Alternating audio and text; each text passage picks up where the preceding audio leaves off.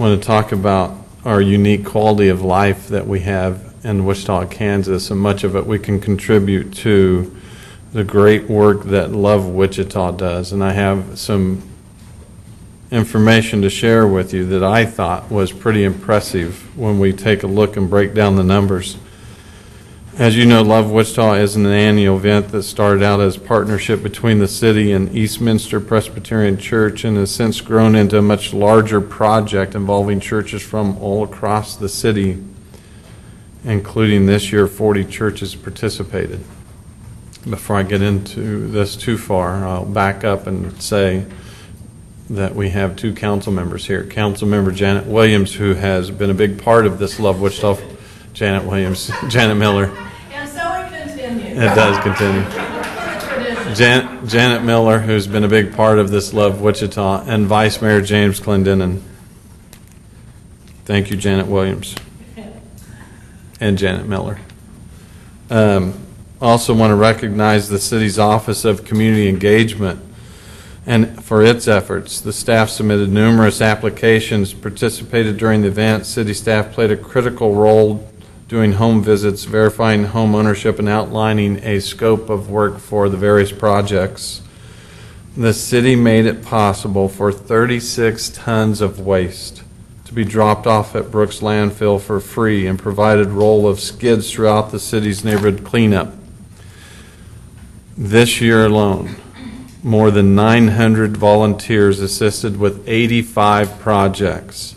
Nonprofit organizations and area churches submitted 64 projects that were accepted to help the elderly and disabled. The city submitted 21 city projects, 18 benefited residents, and the remaining 3 included work at the College Hill Pool, the Chapin Dog Park, and Watson Park. Volunteers spent more than 3,500 hours working on the projects this year. But I'm told there's still some work to be done. Love Wichita website, lovewichita.org, has more information about how you can participate, Deb, in next year's Love Wichita, because I know you're all about spreading the love. Unlike the rest of us. Ashley. Again, I want to express my personal thanks to the churches, volunteers, city staff, and all that were involved in Love Wichita, including Janet Williams and Janet Miller. Thank you. The other point that we'd like to share today, and we have some partners to help us share that, is Arson Awareness Week. This is National Arson Awareness Week, and the Wichita Fire Department has been communicating directly with citizens about that.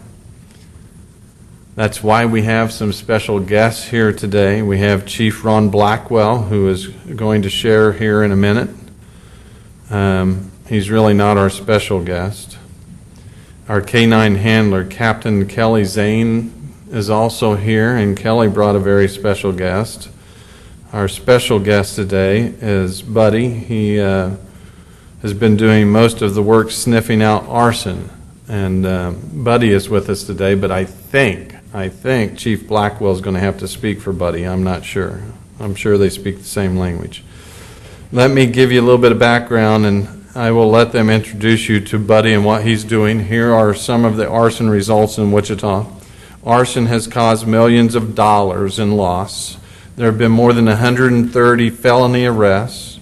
We have had this canine unit for 21 years. Over 700 scenes have been worked. The Wichita Fire Department Facebook page has been showcasing the history of canines all week. This includes photos of the canines, video interviews with the handlers. The fire department has been promoting a campaign with daily giveaways. Here's kind of the cool part. You might want to make note of this, Ashley. If we reach our goal of 10,000 followers, currently we're at 9,700, we will give away one grand prize, which includes a ride in a fire truck. I think that's pretty cool. I'd like to think that I'm eligible for that ride, Chief. You are if you say you are. We have Chief Blackwell here to share some comments, and Chief, we will turn this podium over to you if you're ready. And good morning to you all. As the mayor said, I am Ron Blackwell, Chief of the Fire Department, and with me this morning is the latest in our accelerant detection canines, Buddy. Buddy is with her handler, Captain Kelly Zane. Captain Zane has been a member of the department since 1992. The department has a long history with canines that dates back to our first arson accelerant detection dog in 1994. Since that time, we've used the canine successfully at more than 700 fire scenes. They've been instrumental in some felony arrests, about 130 felony arrests over the course of the past 20 years, and have proven to be a very, very valuable asset to Wichita's bravest. Captain Zane and Kelly are partners. They train together with the Bureau of Alcohol, Tobacco, and Firearms at Front Royal, Virginia. Buddy has 5 predecessors. Our first accelerant detection canine was Ashley. Ashley has since passed, but the Chapin Dog Park was named in her honor back in 2010. There was a second Ashley. There was Bella, Buddy, Jody, and Sporty. And with that, I'll allow Captain Zane to talk a little bit about the dog and its training. And if you'd like, Kelly, you might demonstrate a little bit of what Buddy's capable of. If you'd like. Well, it's your deal. All right, this is Buddy. My chief says he's from ATF, from the National Canine Division. He's a 22-month-old yellow lab, English lab. He did his puppy raiser training in a program called Puppies Behind Bars, and he was there for about 1.5 years. And then from there, he went to the ATF Academy, Canine Academy, where they started doing the accelerant detection imprinting for him. And then that took quite a little while until they had the class for us. When we went in March, and then we got our dogs in March with our class. So, Kelly. Oh gosh, got to start all over. No, Okay. good. Hey, can you sit? Come here, sit. All right. He's a food reward dog, so in other words, he has to work for his food every day. He has to sniff an ignitable liquid every day to eat. All right. And he works very hard, and right along with that work comes a lot of play and love from everybody, from the fire department. When he's up on the 11th floor, they love him up. He loves it. He's a very social dog. He loves to be around kids, and that's part of our deal too. We do a lot of PR work. We go to schools, and we show him off, and he's going to represent the fire department very well in that aspect. And besides the work aspect, I think he's going to be very good at what he's trained to do for our community and the outlying communities. Would just close by again echoing the mayor's comments. We're hopeful that we can get to 10,000 Facebook followers this week. We are going to award prizes to those who like us, and with that, I'll give the podium back to the mayor. Chief, thank you, and thank Kelly and Buddy for showing up today. Who can't enjoy a day when we get to share with Buddy and Kelly and groups like that? How nice is that? As you can see, the K-9 unit, like Buddy, is an incredible resource for the safety of our residents in Wichita. The Wichita Fire Department had our first K-9 in 1994, as the chief mentioned, Ashley, with handler Don Birmingham. She was a State Farm dog. Canines like Buddy are incredible tools to assist in investigations. Their sense of smell is up to 100,000 times more acute than humans, and that's why we help use them to do our job more effectively.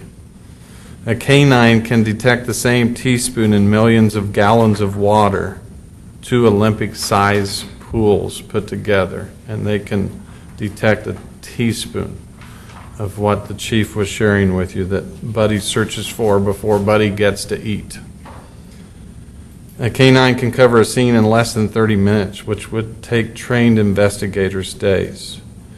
They help identify or eliminate the presence of accelerants quicker, can help with faster case closure and quicker insurance claims process. Canines also become community assets, providing education programs, as the chief said, to youth and adults. And as you can see, a canine presence helps get the message across. So we appreciate you. We would open it up for any questions that you might have for myself, the chief, or the council members that are here with me in the back of the room. Questions? Mayor, this is a follow-up to that story Mike Ewan did yesterday on the passes, Okay. getting through security. Have you looked into the ordinance and whether or not that violates ordinance or the state law? I'm going to suggest that's why we don't have a policy today. We're having our staff make sure that they clear all of the hurdles that need to be cleared, that it doesn't violate state law, and that we can put the right policy in place that will enable us to be friendlier to our constituents. So the question is, they are looking into that now.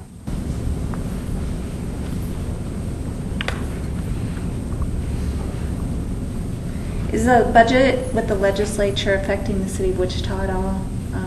We haven't seen an impact yet. Of course, we're just now starting into our budget cycle. We will have the dialogue with the community once the manager finalizes the budget to a point where we can hold community meetings. We will have meetings at all of the district advisory boards. We will again hold community-wide meetings here and have a better understanding of the impact that the state might have once the state finishes with their business here in the next month or so, or whenever the state finishes. But so we really don't know yet, but we haven't been too overly concerned yet. But we'll know more in a month.